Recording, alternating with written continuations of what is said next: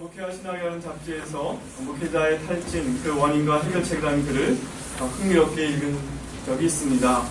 그 이유는 그 내용이 많은 선교사들, 특별히 안식년을 맞아 귀국한 선교사들에게도 그대로 적용될 수 있는 내용이었기 때문입니다. 아마 제가 작년이었던 것 같은데요. 이거 작년에 목회하신학에 있었던 내용 같은데 한번 관심 있으면 찾아보시기 바랍니다.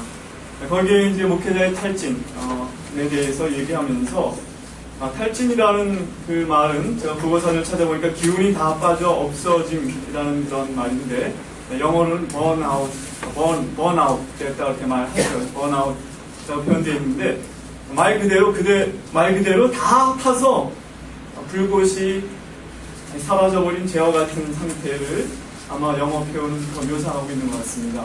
탈진은 그냥 다 기운이 없어져 버린 거지만 번아웃 됐다 그러면 다 타버려가지고 더 이상 불꽃이 일어나지 않는 그런 상태가 그 영어 표현에 묘사하고자 하는 것 같습니다.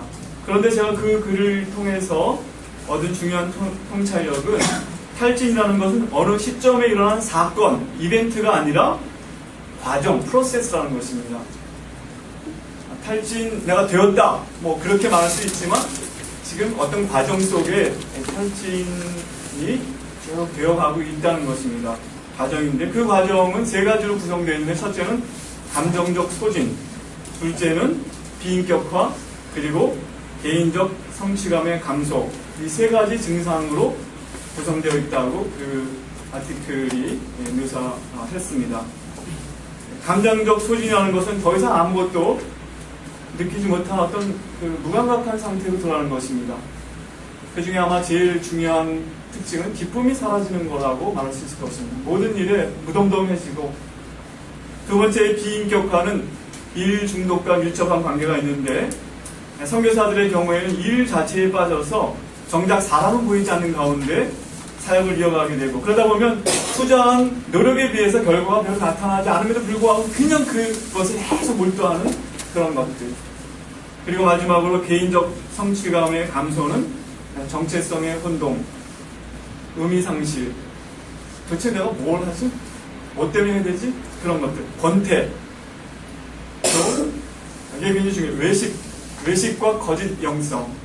뭐 자꾸만 뭔가 겉으로 이제 감추게 되는 거, 자기를 드러내지 못하고 그러면서 영적인 것처럼 보이려고 애쓰는 그런 상태가 된다는, 이것이 다 탈진의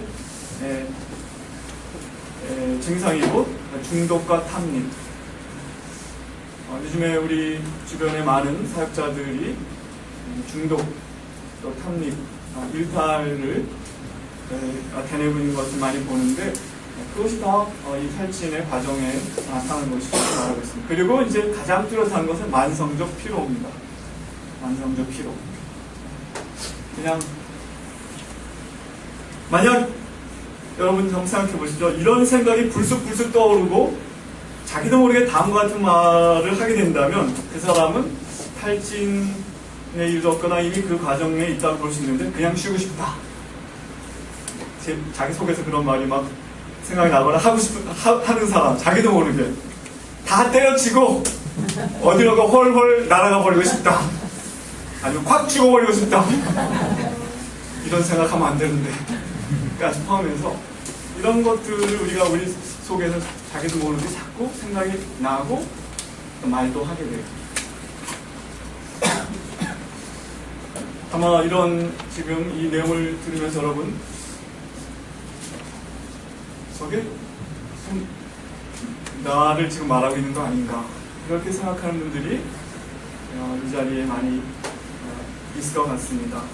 자신의 모습이 마치 사그라드는 불꽃이나 말라버린 샘이나 아니면 수명이 당한 그 꺼벅거린 형광등, 아까 우리 김 시장이 몇 개의 형광등을 달았는데요, 시커멓게 돼가지고 불을 켜면 가끔씩 이렇게 꺼벅꺼벅 하지만 수명이 다 돼서 그 브라운 아웃이라고 그런다고 그럽니다. 이렇게 누렇게 돼가지고 더 이상 밝게 빛나지 못하고 그냥 꺼벅꺼벅 하는 거예요. 전력은 들어오는데 더 이상 기능이 안 되는 거죠. 그렇다고 자기의 모습을 묘사한다면 그런 모습이 연상되는 그런 상태, 그것이 바로 탈진 과정에 있다고 우리가 말할 수 있겠습니다. 오늘 본문의 히브리서 본문의 수신자들의 상태도 아마 그랬던 것 같습니다. 히브리서에 보면 다음과 같은 표현들이 자주 반복이 됩니다. 너희가 피곤하여 낙심하지 않기 위하여 그러므로 피곤한 손과 연약한 무릎을 일으켜 세우고, 이런 표현이 히브리서에 많이 나옵니다. 아마 히브리서 수신자들의 상태가 그렇게 피곤하고 신앙생활에 더 이상 의미를 못 느끼고 그리고 뒤로 물러가고 싶고, 히브리서에 보면 그 히브리서의 기자가 어떤 표현을 많이 쓰고 있냐면 이 히브리서 수신자들의 상태를 마치 애국에서 탈출했지만 가나안 땅에 이르는 과정에서 지쳐서, 광야길을 걸어 지쳐서, 요번에 저희 여름 나다 보니까 야, 이스라엘 사람들 광야에서 왜 안 지치겠는가, 정말 하나님께서 구름 기둥 불 기둥으로 보호하지 않았어, 정말 어떻게 그 길을 갔겠는가 하는 생각이 들 정도 정말 더웠죠. 막 허국 그러는데 아마 더 더운 데서 오신 분들도 있지만, 어쨌든 그 히브리서에 나타난 그 히브리서 기자가 묘사한 그 수신자들의 상태는 애굽을 탈출했지만 가나안 땅에 이르는 과정에서 지쳐서 끊임없이 불평하고 원망하며 심지어는 애굽을 그리워하고 다시 그곳으로 돌아가고자 했던 이스라엘의 백성들과 같은 상태, 아주 위험한 상태에 있다고 진단을 하고 있다는 것을 알 수가 있습니다. 히브리서는 그렇게 믿음의 담대함을 잃어버리고 더 이상 전진하지 못하고 신앙이 위축되고 약해져가고 있는 그리스도인들 그 공동체에 보낸 그런 편지입니다. 사실 이 글을 읽을 때 저는 요즘처럼 이 히브리서가 제 마음에 다가올 때가 없는 것 같습니다. 저 자신을 봐도 그렇고 한국교회, 또 한국 선교운동, 또 전반적으로 보게 될 때 제가 한 30년도 더 전에 히브리서를 어빙 제인슨이라는 그 시리즈가 있었는데, 그 성경을 연구하는 시리즈 히브리서를 처음 공부했을 때 그 어빙 제인슨이 이렇게 묘사했어요. 이 서신은 마치 꺼져가는 불꽃을 다시 일으키려고 쓰여진 서신이다, 그렇게 묘사했는데, 그때만 해도 뭐 그렇거니 했는데, 요즘에 저나 한국 선교운동이나 한국 교회를 볼 때 정말 이 꺼져가는 불꽃과 같은 그런 상태에 있지 않은가, 그리고 이 내용이 정말 우리에게 주는 말씀이 아닌가 하는 생각을 하게 됩니다. 한편 또 위로를 받는 것은, 우리는 초대교회를 이상적으로 생각하지만 히브리서가 AD 한 60년대 초반이라고 생각하는데 쓰여진 게, 이미 초대교회에도 우리처럼 신앙이 위축되고 또 어려움 앞에 직면했던 그런 것을 보게 될 때, 이것이 우리만의 일은 아니었구나, 그런 생각을 하면서 한편으로 안도감과 위로를 받기도 합니다. 학자들은 히브리서가 어떤 그 일반 다른 바울 서신이라는 것과는 굉장히 다른 형태로 되어 있기 때문에 서신이라기보다는 한편의 설교문, 1세기에 온전히 남겨진 기독교 공동체에 보낸 하나의 설교문으로 그렇게 복원합니다. 맨 처음 시작도 뭐 누구에게 문안원이 이렇게 되지 않고 어떻게 되죠? 일적의 선지자를 통하여 여러 부분과 여러 모양으로 우리 조상들에게 말씀하신 하나님이 이 모든 날 마지막에 아들을 통하여 우리에게 말씀하셨으니, 마치 논문처럼 시작하고 그리고 설교처럼 진행되다가 마지막에는 또 서신처럼 끝난다, 이렇게 묘사되어 있는데, 히브리서가 아주 독특한 서신이 틀림없고 누가 썼는지도 사실 알려져 있지 않습니다. 근데 많은 학자들이 이런 서신을 쓸 수 있는 사람이라면 1세기에 아마 아볼로가 아니었겠는가. 히브리서의 내용의 그 심오함, 그리고 유대적 배경에 정통하고 그 상황을 정확하게 알 수 있고 현란한 이 표현을 쓸 수 있는 사람은 아볼로가 맞을 것이다, 이렇게 많이 추측하고 있습니다.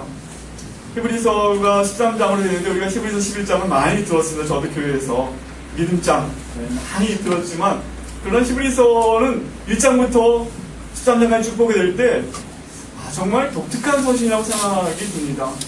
수많은 구약의 인용들이 나와 있는데 35권이나 구약에 인용되어 있고, 특별히 레위기, 또 민수기 뭐 이런 데서 또 구약에 나온 사건이 19번이나 요약되어 있고, 구약의 인물들, 뭐 아론, 모세, 뭐 수많은 인물들이 그리고 토픽들이 아무런 다른 설명 없이 13번이나 언급되어 있는 걸 보면 이 히브리서를 쓴 사람도 그렇고 이 히브리서를 받은 그 대상들도 이미 구약에 대해서 잘 알고 있는 그런 사람들이었다는 것을 우리가 알게 됩니다. 이런 여러 가지 것들을 이제 종합해서 학자들은 히브리서가 대략 그 AD 60년경에 AD 60년 초반에, 그러니까 그 로마에 있는 유대교적 배경을 가지고 있다가 예수님께 나온 그런 공동체에 보내진 자신일 것이다, 이렇게 보고 있습니다. 로마에 있는 공동체, 약 30년 정도의 그 교회 역사를 가지고 있고, 왜냐하면 예루살렘에서 이제 복음을 들은 사람들이 로마에서 온 유대인들이 있었는데 그들 중에 아마 다시 로마로 돌아가서 공동체가 시작되어서 아마 그런 30년 정도 역사를 가진 그런 공동체가 여러 가지 어려움에 직면하면서 지금 위기 속에 있는 것입니다. 공동체 위기는 주변 이방인들로부터, 특별히 로마의 당국이나 주변의 이방인들로부터의 조롱과 핍박도 있었겠지만 이 히브리서에서 가장 큰 그 유혹 내지는 위험은 자신들이 떠나왔던 유대교로 다시 돌아가고 싶은, 유대교의 회당 공동체에 다시 소속하고 싶고 로마의 공인받은 종교로서의 그 유대교 안에서 보호를 받고 싶은, 그리고 자신들의 뿌리가 되었던 그곳으로 다시 돌아가고 싶은 유혹을 느끼는 그런 사람들에게 너희가 떠나온 그 유대교에 다시 돌아가는 것은 얼마나 어리석은 것인가를 이제 이 서신은 밝혀주고 있는 것입니다. 그래서 유대교와 기독교의 진리를 비교하면서 유대교의 성막의 그 모든 제사, 성막의 그 제도, 그것이 다 이미 예수 그리스도 안에서 완성이 되고 그것은 그림자 같은 것이 아니냐, 어찌 그리스도로 다시 돌아갈 수 있느냐, 이렇게 경고하고 있는 것입니다. 믿음이 약화된 가장 뚜렷한 증거는 모이기를 피했다는 것입니다. 히브리서 10장 24절 25절, 여기 암송하시는 분들 있죠? 히브리서 10장 24절 25절 잘 암송하시죠? 네. 뭡니까? 옛날에 69절 내비게이터 69절을 암송했던 분들 다 알고 있죠? 네. 한번 암송해 보시겠어요? 틀릴까 없지. 서로 돌아봐 사랑과 스님의 공양을 모이기를 타는 어떤 사람들의 시간을 같이 하지 말고 또기 근하여 그늘이 가까울수록 더욱 거리하자. 아멘. 모이기를 피하는 어떤 사람들의 습관과 같이 하지 말고. 저는 이제 중고등부 때 교회 생활하면서 뭐 고등부, 중고등부 회장하고 그럴 때 그냥 그 말씀 잘 안 모인다고 애들이 모이기를 피하면 안 된다 맨날 그랬는데 그게 어떤 맥락에서 나왔는지 몰라도 이런 맥락이 나고 이미 교회 공동체에 이제 출석하지 않고 유대교 회당을 다시 이렇게 기웃거리면서 뭔가 이제 그리스도인 공동체가 당하는 그 핍박과 압력을 이제 피해보고 싶은 그런 사람들이 많이 있었던 것 같습니다. 그랬을 때 그것이 얼마나 하나님을 저버리는 위험한 일인가를 오늘 히브리서는 여러 가지로 경고하고 있는데, 오늘 본문 10장에 우리가 읽었던 본문 32절부터 읽었는데 바로 앞에 그런 구절이 있습니다. 29절 말씀에 보면 아주 아마 우리가 성경에서 읽을 수 있는 가장 강력한 경고가 거기 나와 있는 것 같은데요. 한번 29절 한번 다 같이 읽겠습니다. 시작. 하물며 하나님의 아들을 짓밟고 자기를 거룩하게 하는 원형의 일을 부정한 것으로 여기고 그의 성령을 욕되게 하는 자가 당연히 받을 공로를 얼마나 더 보겠느냐, 너희는 생각하라. 그러니까 한번 그리스도께로 나오고 성령을 맛보고 그리스도의 공동체에 속하고 그리스도의 속죄를 경험한 그런 사람들이 다시 거기서 타락하게 될 때 하나님의 심판이 얼마나 크겠느냐, 아주 강력한 경고가 나오면서 30절에 원수 갚는 것이 내게 있으니 내가 갚으리라 하시고 또 다시 주께 그의 백성을 심판하리라. 살아계신 하나님의 손에 빠져들어가는 것이 무서울진정 하면서 아주 강력한 경고를 하고 있습니다.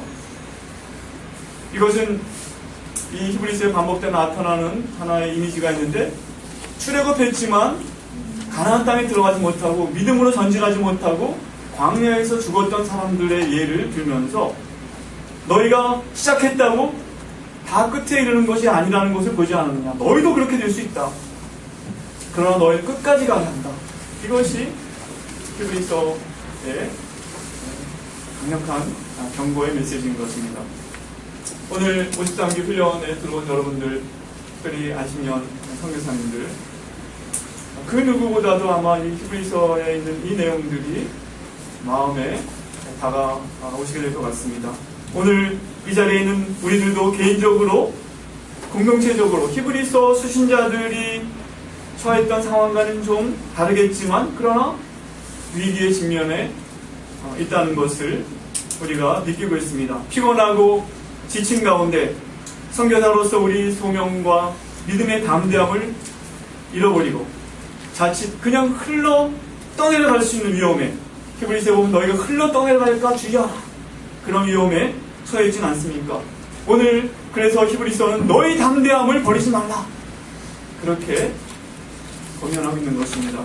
Do not throw away your confidence.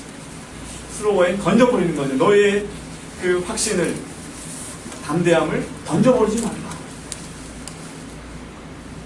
여기 담대함이란 말은 그 어떤 뉘앙스를 갖고 있냐면 something done in public, 그러니까 공개적으로 어떤 것을 행하는 어떤 그런 것. 점점 신앙이 위축되면 자기가 신앙을 가졌다는 것도 감추게 되고, 가장 공개적으로는 공동체, 기독교 공동체에서 분리되고, 그리고 이제 당시 사람들은 로마의 그 일반 문화 속에, 아니면 유대계 공동체로 들어가려고 하는 어떤 그런 것들. 오늘 마침 이 자리에 또 안 계신데 제가 저기 종경 쌤한테 물어보려고 그러는데, 옛날에는 어땠는지 모르겠는데 제가 최근에 한 몇 달 전에 들은 얘기인데, 이화여자대학교 셰폴에 대한 얘기를 들었었습니다. 셰폴을 드릴 때 찬송을 부르잖아요.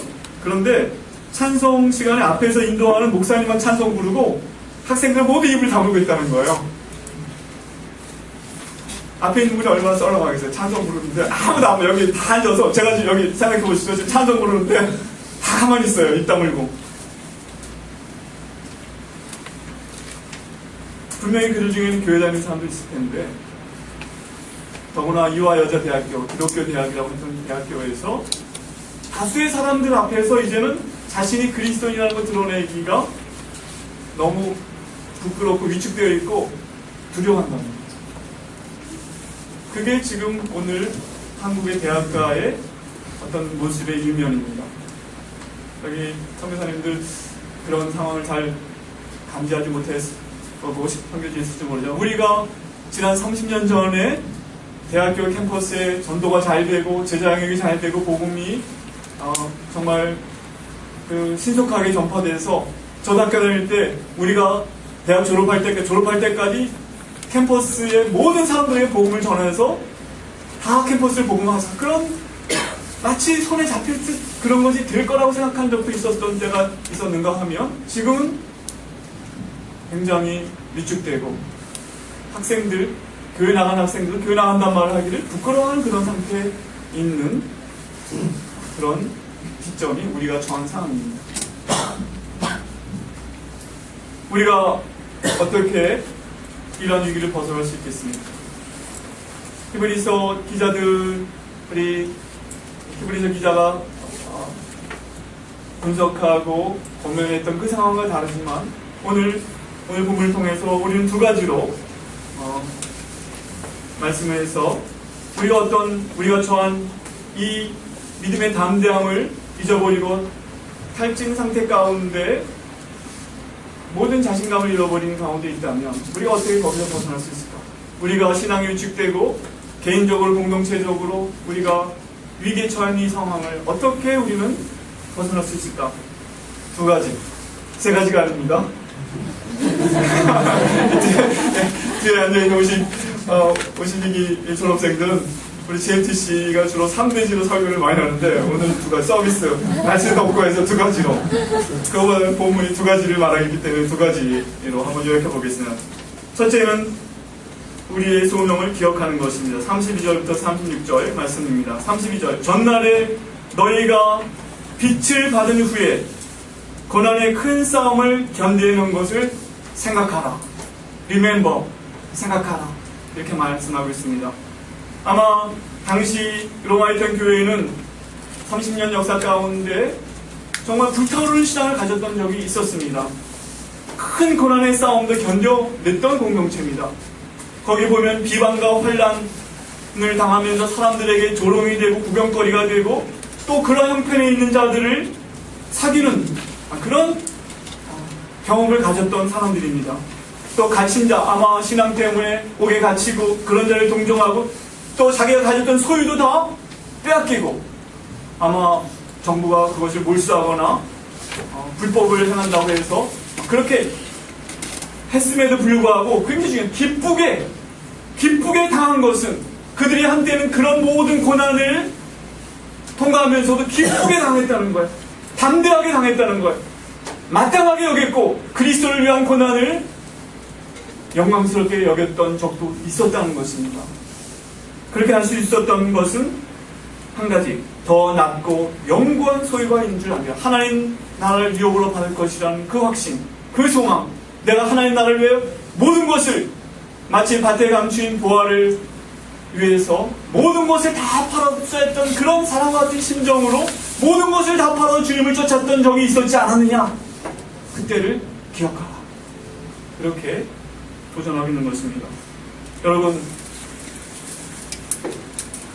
여러분이 어떻게 하나님의 백성으로 복음을 듣고 믿고 주님을 이 세상의 어떤 것보다 어떤 존재보다 귀한 분으로 생명으로 진리로 그리고 정말 비할 데 없는 보화로 여기고 여러분의 생애를 헌신했던 적이 여러분 분명히 있었을 것입니다. 하나님의 그 약속을 믿고 하나님의 그 선교에 참여하기 위해서 모든 것을 다 들여서 부모님들의 반대를 물리치고 주변의 조롱, 친구들의 무시를 물리치고 대가를 지불하면서 그러면서도 기뻐하며 선교지로 나갔던 때가 있었을 것입니다. 여러분이 그렇게 나갔을 때 안락한 삶을 기대하고 나갔겠습니까? 많은 돈을 벌려고 그렇게 나갔습니까? 아마 아닐 것입니다. 부모님들의 인정을 또 교회가 여러분들을 존중하고 명예롭게 여긴다는 것 때문에 나갔습니까? 그것도 아닐 것입니다. 자녀들의 대학 특례를 위해서 그렇게 나갔습니까? 그것도 아닐 것입니다. 한 가지가 있었다면 그것은 주님을 사랑하기 때문에 주님의 명령에 순종하고 하나님의 나라를 위해서 나의 삶을 드리는 것이 가장 합당하고 옳고 그리고 다 드려도 마땅하고 하나님께 기쁨을 드리고 영광을 드릴 수 있다면 그것을 족하다는 그런 담대함이 여러분에게 있지 않았습니까? 그런데 지금 어떻습니까? 그 담대함이 있습니까? 그 담대함을 아니 이쯤은 버리려고 그러지 않습니까? 그렇게 하지 말라고. 너희 담대함을 버리지 말라. 그리고 기억하라. 너희가 무엇 때문에 그리고 어떤 약속을 받았던지를 기억하라. 저도 한번 기억해 보았습니다. 1980년에 대학교 3학년 때 충신교회 기도원에서 수양회 때 오병이어의 그 본문 말씀을 통해서 정말 보리떡 5개 물고기 2마리처럼 보잘것없지만 주님의 손에 들려서 주님이 원하시는 대로 쓰임 받는다면 정말 내 생애가 의미가 있겠다 헌신했던 기억이 있습니다. 그 뒤에 하나님께서 선교지로 부르시면서 사사기 말씀을 통해서 네가 먼저 올라가라. 내가 너와 함께 같이 올라갈 자를 또 붙여주겠다. 내가 그 땅을 너희 붙이겠다. 그런 약속을 가지고 담대하게 선교사로 헌신하고 나갔던 기억도 있습니다. 그런데 시간이 흐르면서 그런 생각들이 다 어디로 가고 염려가 자꾸만 쌓이고 내가 하는 일이 무슨 의미인지도 모르겠고 뒤로 물러가고 싶고 그리고 내가 이미 다 버렸다고 생각한 것들을 다시 다 찾아서 걱정하는 그런 상태에 머물 때가 얼마나 많은지 모릅니다.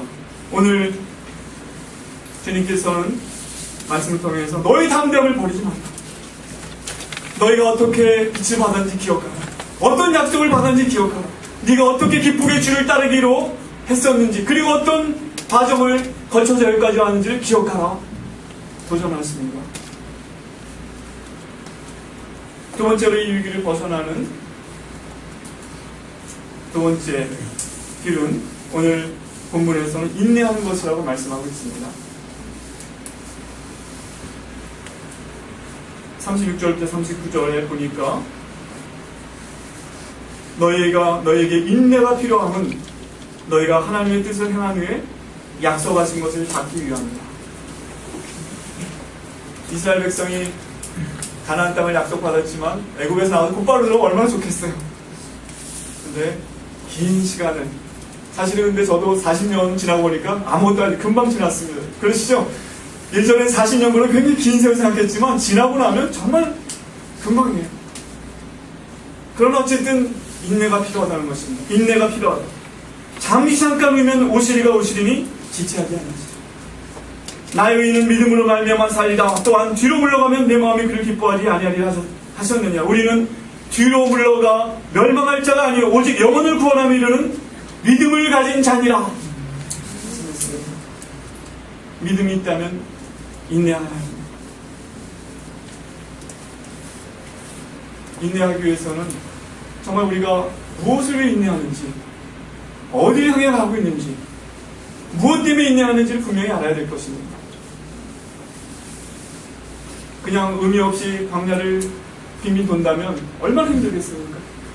우리가 가나안 땅을 향해 가고 있다 하는 목적의식이 있을 때 그들은 전진할 수 있을 것입니다.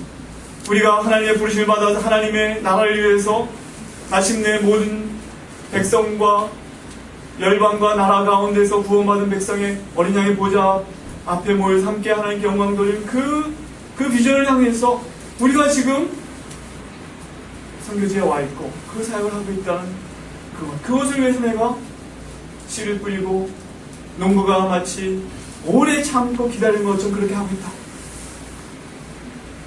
그런 의식. 지금 내가 어디를 통과하고 있고 어떤 시기에 있는가. 이번 여름이 무척 더워서 참 견디기 힘들지만 좋은 것도 있더라고요. 우선 여기 정문주 선교사는 러시아에서 오셨는데 땀구멍이 열렸대요. 러시아에서 몇 년 동안 9년 동안 땀 안 흘리고 살다가 마치 사우나 하는 것처럼 기분이 확 좋아지더라고 그러더라고요. 땀구멍이 열리면서 막 땀을 흘리면서 그냥 큰 일인 것 같아요. 이번에 태풍이 없어서 아마 가을에 기대하십시오. 맛있는 사과, 복숭아 이미 맛있고 포도도 맛있고 이 정말 이 여름에 이 뜨거운 태양 아래 지금 과일이 익어가겠습니다.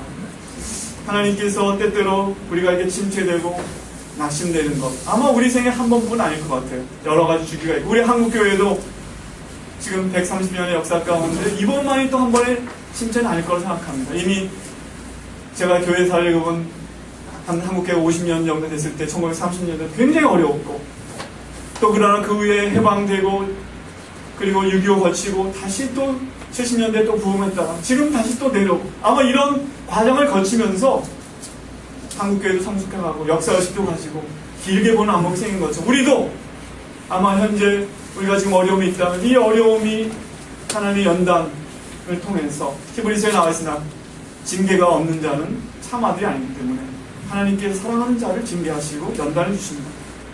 아마 우리 각자가 처해 여러 가지 상황이 굉장히 어렵고 연단의 과정이 지금 통과되고 있던 그것은 다 우리의 인내를 배우고 예수님께서도 아들이시지만 고난을 통하여 순종을 배우셨던 것처럼 우리에게 하나님께서 그런 연단을 지금 허락하고 계신지도 모릅니다. 어렵습니까? 그러나 인내하며 우리가 전진한다면 귀한 것들을 열매로 낼 수 있다는 것입니다. 어제 엄목사님 사회 오신 우리 엄목사님과 제가 서울 침례교회 저녁 때 다녀왔습니다. 장례식에 갔다 왔습니다. 8시에 장례식이 있었는데 우리 GNTC 5기 졸업생 김영구 선교사님이 지난주 도미니카 공화국입니다. 카리브해인 도미니카 공화국인데 우리 5기 졸업생이니까 여러분이 53이니까 굉장히 25년 사역하셨는데 이제 도미니카 공화국은 미국하고 가깝기 있기 때문에 미국의 교회, 그 한인교회 단기 선교팀 다녀오는데 단기 선교팀이 올 것을 준비하느라 아마 거기 물이 부족하니까 물탱크를 수리하러 올라갔다가 거기에 추락하셔서 소천하셨습니다. 향년 58세, 58년 계획이 저랑 같습니다. 25년간 사역하시고 소천하세요. 너무 갑작스러운 소천에 다들 놀라고 가슴 아파하고 너무나 훌륭하게 사역하고 신실하게 사역하고 귀한 주님의 종인데 저 도미니카 공화국에서 이미 장례를 다 치르고 이제 한국에 와서 서울 침례교 출신이었는데 거기서 장례 예배를 드렸습니다. 참 그 사모님과 딸, 외동딸이 있는데 너무나 그 놀라고 힘들겠지만 한편 저는 선교사로서는 참 영광스러운 죽음을 선교지에서 사역자로서 끝까지 충성하다가 불꽃같이 살다가 정말 소천한 한편으로는 영광스럽다 그런 생각도 했습니다. 여기 있는 우리들 어떻게 미래를 전망하고 있는지 모르지만 하나님께서 부르시면 지금이라도 우리는 꼭하게 오늘 이 말씀에 보면 잠시 잠깐 오면 오시리가 오시리니 이건 물론 주님의 재림에 대한 얘기지만 우리가 어쩌면 주님 오시기 전에 먼저 주님 앞에 부르고 갈 수 있습니다. 잠시 잠깐 후에 그때 우리가 믿음의 삶의 전진을 이루고 있으면서 주님 앞에 나가겠는가 아니면 뒤로 물러가서 주님이 기뻐하지 않는 상태로 주님을 만날 것인가 생각할 때 이 히브리서의 내용이 우리에게 큰 도전이 됩니다. 여러분 뒤로 물러가고 싶습니까? 앞으로 가고 싶은데 잘 안 되죠? 우리가 그것을 이번 53기 때 훈련해야 될 것 같습니다. 시간이 흐른다고 우리 믿음이 저절로 성장하고 성숙하는 것이 아니라는 것을 우리는 깨달았을 것입니다. 그렇죠. 오히려 처음 나갔을 때 믿음보다 우리가 더 성장했을까 생각하면 어떤 경우는 많이 오히려 색깔이 바라고 우리 믿음의 담대함이 줄어드는 것도 있을 것입니다. 히브리서 수신자들 그랬습니다. 너희가 때가 이르면 이미 더 성숙한 자리에 있었어요 함에도 불구하고 지금 다시 어린아이 같이 되었구나. 오히려 시간이 지나면서 믿음이 퇴색하고 하나님 나라를 향해 전진 이루기보다 뒤로 물러가고 퇴락하여 심지어 타락에 이르는 경우를 우리는 우리 주변에서 너무나 많이 보고 있습니다. 선교사들도 예가 아닙니다.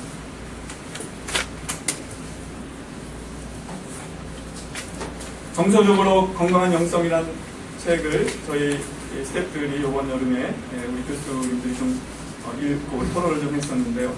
거기에 이런 흥미로운 내용이 하나 있더라고요.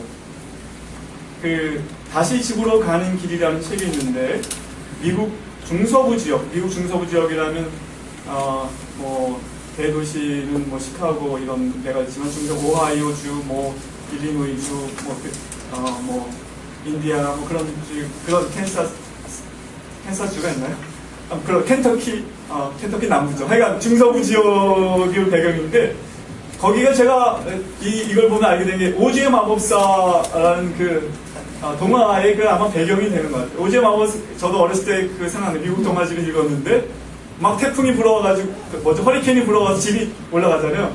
그래서 도로시가 강아지 데리고 이제 집과 함께 날아가고 떨어졌는데 그 마녀 위에 떨어져서 이제 뭐 그런 얘기 기억나는데 그게 이 미국 중서부를 배경으로 거기에 이제 허리케인이 불어오면 그렇게 세차게 허리케인이 불어오는데 미국 중서부 지역에 사는 농부들의 이야기인데요.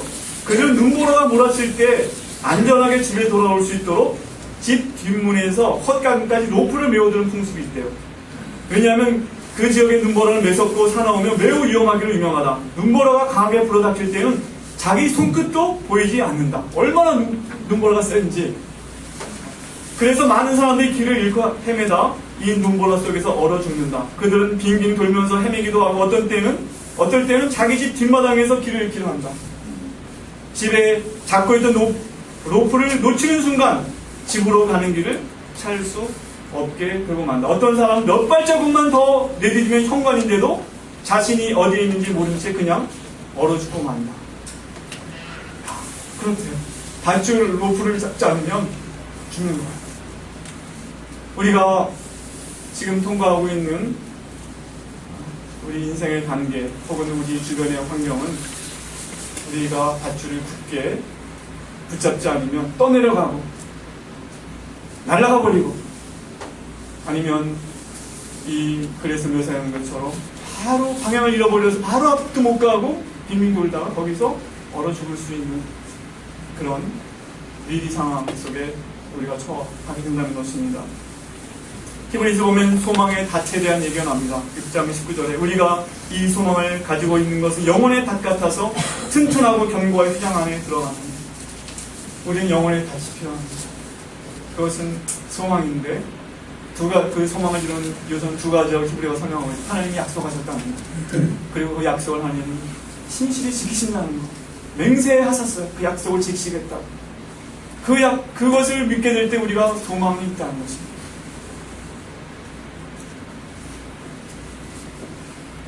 (53기) 훈련은 두 가지를 연습하는 것이라고 저는 본문을 통해서 정리하고 싶습니다. 하나는 우리의 소명과 헌신의 근거를 기억함으로 우리 삶의 튼튼한 토대를 다시 한번 확인하는 것. 이것이 53기 동안 여기 할 일입니다. 우리가 정말 선교사로서 하나님의 백성으로서 어떤 소망이 있는지, 어떤 부르심이 있는지, 우리의 헌신의 근거는 무엇인지 튼튼한 기초를 다시 확인하는 것입니다. 그것은 하나님, 우리의 감정도 아니고 누구의 격려도 아니고 하나님의 약속, 하나님의 신실하심, 하나님께서 우리에게 보이신 그 하나님의 나라에 대한 그 약속, 그것이 우리가 소망으로 붙잡는 것. 이것이 우리가 이번 훈련 기간 중에 확인하고 거듭 확인하고 그리고 확신하는 것. 두 번째는 인내하며 끝까지 걸어나가는 연습을 우리가 하는 것입니다. 이제까지 여러분 여러 가지 어려움을 통과하면서 여기까지 오셨겠지만 앞으로도 한 발자국씩 잠시 잠깐 뒤면 김영구 선교사처럼 우리가 얘기치 않을 때 그렇지 않더라도 또 이 땅에서의 우리의 생애가 앞으로 10년, 20년 뒤에 아니면 주님 아침에 중국적으로 주님 앞에 서게 될 때 주께서 기뻐하시는 그런 상태로 우리가 서기 위한 연습을 하는 것입니다. 강수진 씨 발레리나가 그런 말을 했더라고요. 자기를 어떤 사람으로 기억하길 원하는가. 지루한 하루하루를 반복해 대단한 일을 이루어낸 강수진. 이렇게 자기가 기억되고 싶다고 말했어요. 지루한 하루하루를 반복해서 대단한 일을, 아마 발레리나라서 아침 새벽 5시 일어나서 보니까 몸을 하루에 2시간씩 스트레칭을 하면서 풀어가지고 하루 빠짐없이 연습을 하면서 위대한 발레리나가 됐다는 거죠. 우리 올림픽 보지 않습니까? 얼마나 많은 땀을 흘리면서 여기 히브리서에도 우리를 경주장으로 비유하겠습니다. 너희 앞에 있는 그 길을 달려가라. 연습이 필요합니다. 우리의 마음으로 원하는 것으로 다 되지 않고 아마 이 53기 훈련이 그러한 연습을 시작하는, 아니면 계속 해왔지만 포기하는 분들이 다시 시작하는, 그러다 견고한 몸에 익도록 또 어떤 방향을 잡는, 어떤 길로 우리가 연습을 하면 나갈 것인가를 훈련하는 그런 기간이 되기를 이 히브리서 본문을 통해서 우리는 도전받을 수 있습니다. 아무쪼록 53기 훈련 통해서 여러분 마음에 다시 한번 불꽃이 활활 타오르고 소망이 더 분명해지고 그리고 피곤했던 손과 발이 힘을 얻는 그런 축복의 기간이 되기를 주님의 이름으로 축원합니다.